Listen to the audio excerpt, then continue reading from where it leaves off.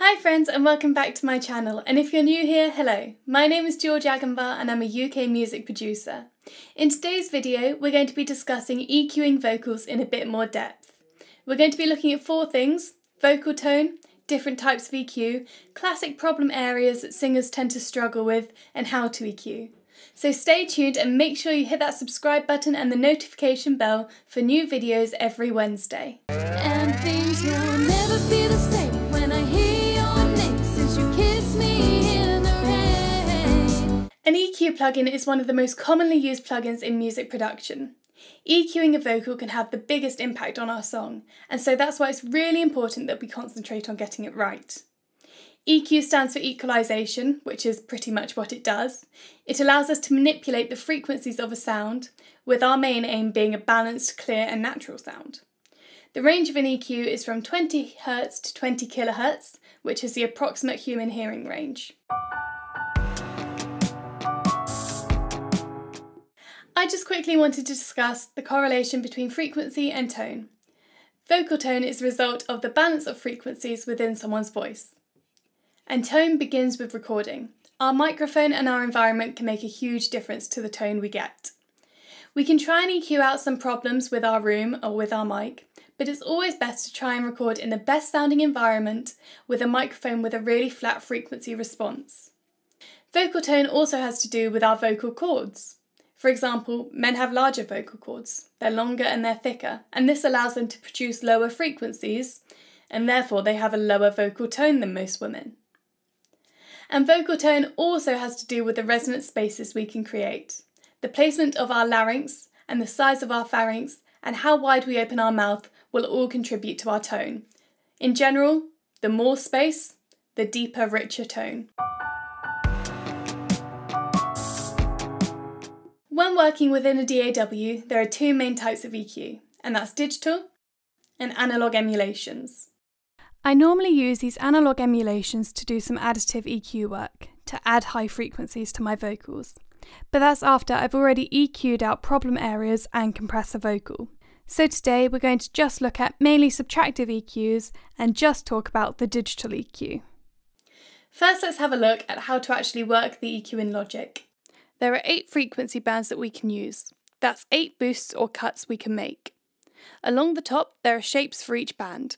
We have a high-pass filter, shelving filters, parametric filters, which are normal-looking curves, and a low-pass filter.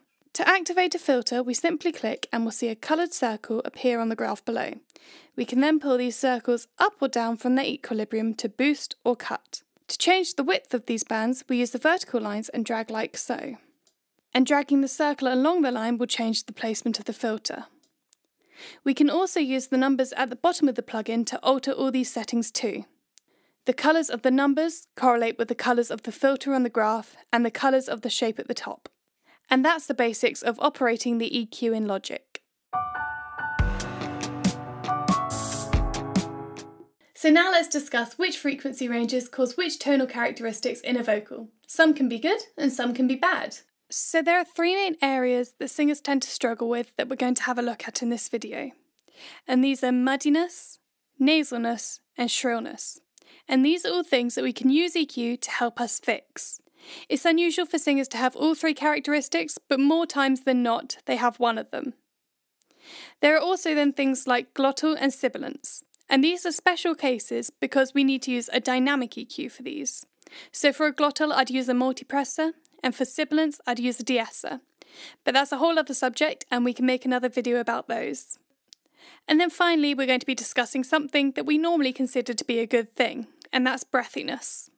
So let's have a look at all these different frequencies. The best way I think to do this is to sing a song in a normal voice, and then to sing it again with a slightly altered vocal tone. We can then look at the EQ analysis of both takes and compare the two.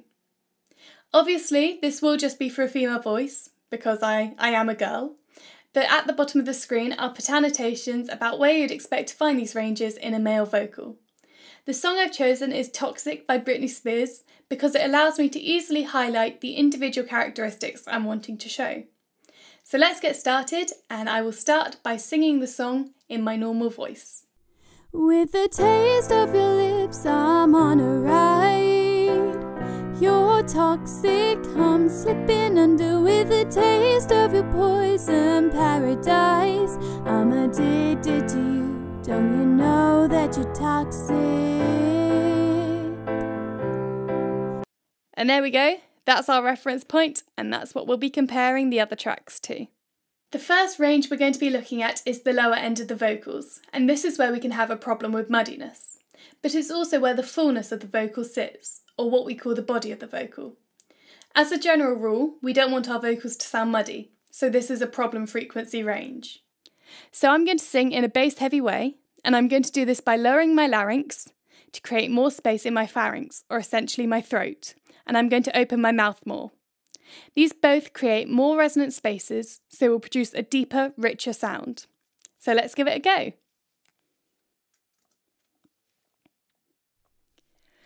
With a taste of your lips, I'm on a ride.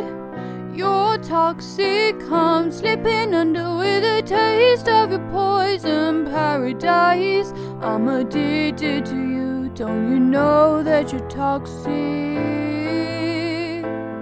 And now let's have a look at the two EQ charts to see what's going on there. Okay, so here you can see we have two graphs. And these are the EQ analysis of each of the vocal takes that I sang. And this is the analysis over the whole song. On top is the normal vocal, and on the bottom is the vocal sung with more body. In most female voices, you get a lot of body and muddy areas around 300 to 500 Hz. And we can see on the graph below that that's where the altered vocals peaked. So this is quite typical. And now let's have a look at how we can make these vocals with more body sound a bit more pleasant. Okay, so this is how I decided to EQ this track. As you can see, I have a high pass filter, and it's up really, really high. I've put it up to 445 Hz. And this is cutting out the majority of the body of the vocals. It's that frequency range where most of that muddiness lies. I then made a dip at 970 Hz, just because there was a bit of a nasal quality creeping in there, and we're going to talk about that quality next. I've then added a tiny bit above 10 kHz to add a bit of breathiness to my vocals, as the way that I sang with body meant that I didn't have quite enough high frequencies in my vocals. I would normally never make cuts this big, but as they are extreme vocal examples, they need extreme processing. Here's the body take without the EQ. With a taste of your lips, I'm on a ride. You're toxic, I'm slipping under with it. And here's the vocal take with EQ. With a taste of your lips, I'm on a ride. You're toxic, I'm slipping under. So you can hear the processing's taken out a lot of that body and given the vocals a lot more presence. So let's move on and talk about that nasal tone. The next frequency range we're going to look at can cause one of the biggest problem tones that singers struggle with, and this is the nasal tone. This happens when there's basically not enough airflow through our nose. This can be caused by the soft palate in our mouth being lifted up too high, restricting airflow through the nose, or us simply not breathing through our nose, which is why pinching your nose can also give you this tone. So for this vocal take, I'm going to make sure that my soft palate's up really, really high to help me achieve this nasal quality. So let's give it a go. With a taste of your lips, I'm on a ride. You're toxic, I'm slipping under with the taste of your poison paradise. I'm addicted to you, don't you know that you're toxic? I think we can all agree that was pretty horrible, but let's go and have a look at the comparisons. Okay, so here are the charts for the normal and the nasal vocal take. The peaks in my nasal take are ranging from about 1.2 to 1.4 kHz, I'd say. And again, this is fairly average for a female vocal. The majority of nasal problems have a centre of around 1200 Hz, but can range from 900 to 1600 Hz. So again, let's look at fixing this. Okay, so this is how I decided to EQ the nasal vocal take. As you can see, the deepest peak is where the majority of the nasal tones were. But I've done two smaller peaks either side because there was a huge range of nasal frequencies around this area, so I wanted to take all that out to clear it up. Here's the vocal without the EQ. With the taste of your lips, I'm on a ride. Your toxic comes slipping under with the... And here it is with the EQ. With the taste of your lips, I'm on a ride. Your toxic comes slipping under. So as you can hear, there are still some nasal qualities that we could take out of the vocal, but this EQ has made a huge positive difference. So the next thing we're going to look at is shrillness. This is the piercingly bright quality that female singers and some younger singers have. And this isn't always a bad thing, because it can really help our vocals cut through the mix. But generally we want to reduce this as it can get tiring to listen to. Shrillness is caused by tension in the muscles in our throat and in our tongue. This means that our vocal cords don't have room to stretch fully or resonate properly, and so we get a shriller tone. It can be really dangerous, this tension, and can cause long-term vocal damage. So if you are struggling with this, please go and speak to a professional and get some advice, or take some singing lessons, or at least do some research about the topic. Please look after your voice.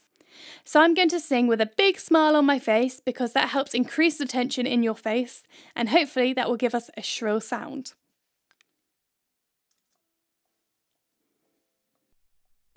With the taste of your lips, I'm on a ride. Your toxic comes slipping under. With the taste of your poison paradise, I'm addicted to you. Don't you know that you're toxic? So let's go and have a look at what's happening with the EQs. Looking at these two different charts, we can see that there's a huge range that's increased from 2 to 5 kHz. And this shrill quality can go up to about 6.5 kHz in female vocals. I tend to find that male vocals never really have a shrill quality to them in the same way that females do, but that's probably because their voices are typically deeper. So let's go and sort out this problem. This is the EQ that I've used to sort out the shrill sound. As you can see, the high pass filter isn't up as high, and that's to preserve some of the body of the vocals. You can see that I've made a dip between 2 and 5 kHz, which is where the graph showed that there was that shrill quality and that increase in frequencies. And I've also made another dip around 1.26 kHz, just because there was a nasal frequency creeping in again. So here is the vocal without the processing. With the taste of your lips, I'm on a ride. Your toxic comes slipping under. And here it is with the processing. With the taste of your lips, I'm on a ride. Your toxic comes slipping under. With As you can hear, it's just taken the edge off the vocal and gotten rid of some of that harsh sound.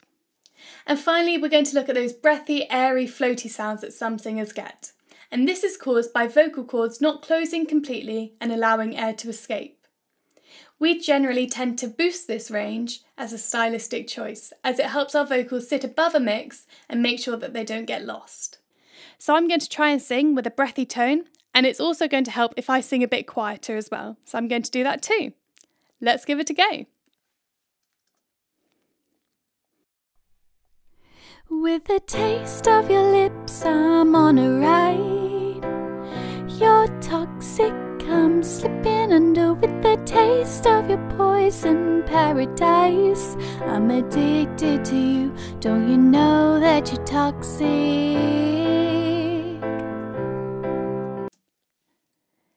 And so for the final time, let's go and compare the two EQ charts. And again, here's the comparison of the two. And as you can see, the frequencies above 10 kHz have been dramatically increased in the altered vocal. We have to be really careful in this frequency range though, because actually sometimes there can be sibilance that occurs above 10 kHz. So if you're wanting to boost these frequencies, I would advise that you apply a de-esser to your vocals before you boost this range.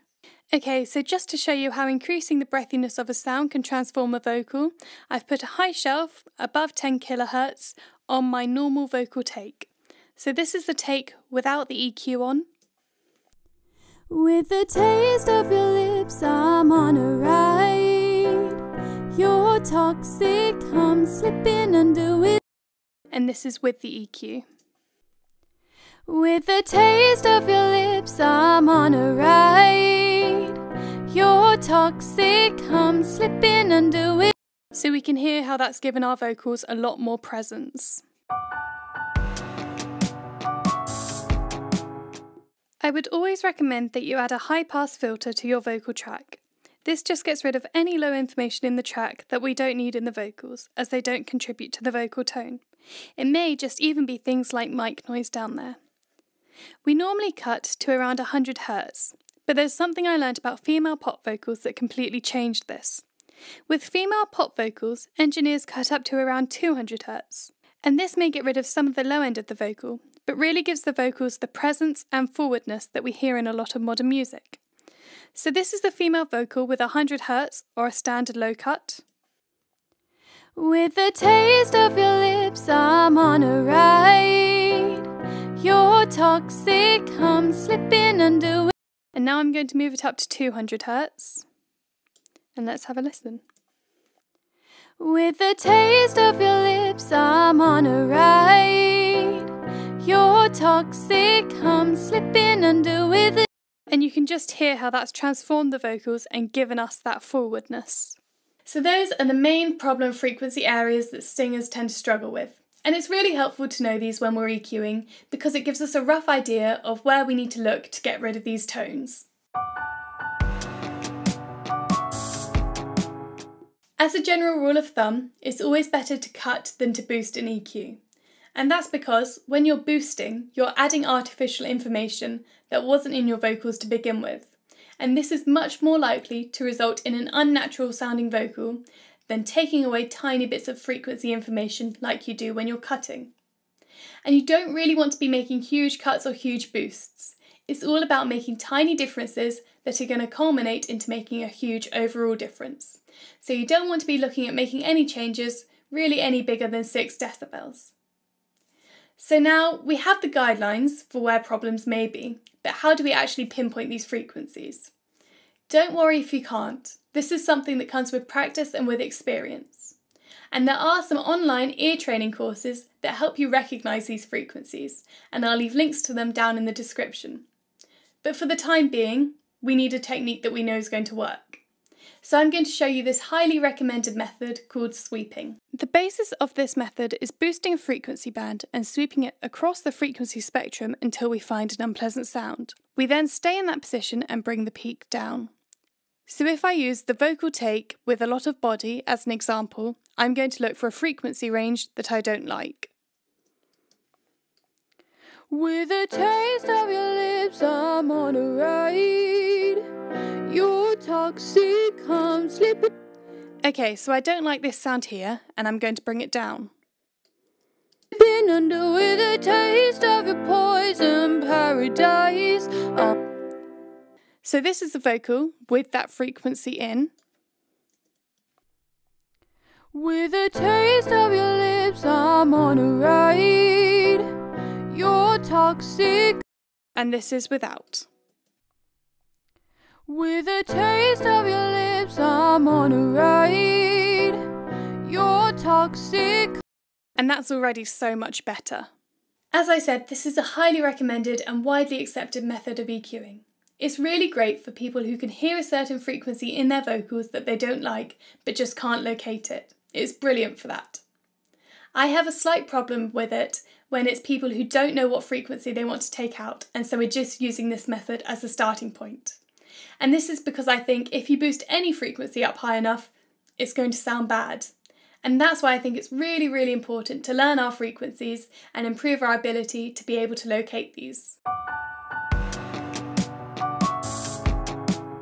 Where we put our EQ in the vocal chain matters. Effects such as reverb, saturation and compression will all change the sound of a vocal, so we may need to go back and tweak the EQ accordingly. It's also important to listen to how we've EQ'd the vocal in relation to the mix. It's more important for our vocal to sound good in the mix than in isolation. And we can solo a vocal if we're finding it difficult to pinpoint a certain frequency or to hear a small detail, as long as we make sure that we reference it back to the mix. I cannot stress how important that is. So that's the basics. And as always, these are guidelines. And rather than seeing these as written rules, You need to do what's best for the music in front of you.